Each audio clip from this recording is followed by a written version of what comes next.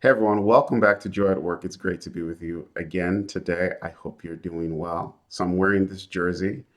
I'm not sure if I should be, but I am. So those who know. Big game today. We'll see if we still have a shot of making it to the World Cup. Go Super Eagles.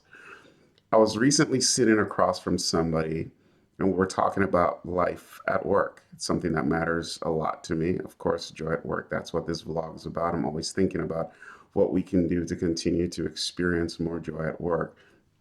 And this person was sharing with me challenges they're dealing with in the workplace. And after a little bit of discussion, I asked the person, what needs of yours are not being met? And in that moment, they didn't have an answer, which is understandable because I cut them off guard. But it reminded me that a lot of our lives, and in the workplace, this is true as well, is about our needs being met.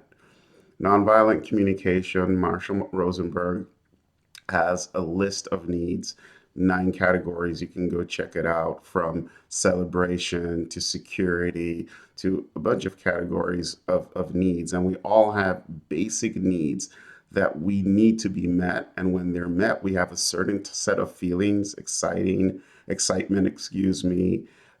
We feel giddy. And then when our needs are not met, we might feel anxious, anxiety. We'll have different kinds of feelings. So our feelings are often a reflection of unmet needs. But until we stop to ask ourselves, what need of mine or needs, as the case may be, is not being met, we might not be able to move forward and address what's going on. And what's also important here is needs are not met in a vacuum. Others help us meet our needs, so to speak. We're socially situated. So if I have a need for security, it means probably I need to be working somewhere. If I have a need for love, it means that I have family. But what happens when we have needs, but we're looking for those needs to be met by the wrong people or the wrong situations? Like if your need to be respected comes from the workplace and you're looking for certain people to show you respect and give you respect, well, that might be okay. But what if those aren't the people you need to show you or give you respect? What if you actually don't even need respect from those people? Maybe. I don't know.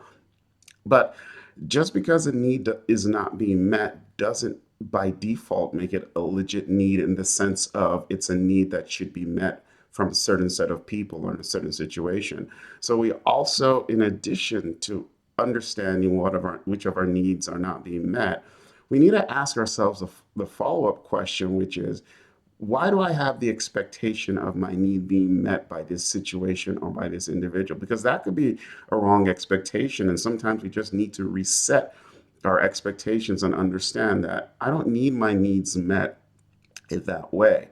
So many of us have this identity need, who we are, and we look for it to be met in the workplace. It's the reason why, and I've said this many times, when we introduce ourselves to people, we often start with what we do for a living. But is that the most important thing? Is that the most important thing about your identity that you need to have met? So maybe you're not experiencing joy at work because when we don't experience joy at work, it's often because there's a need that's not met.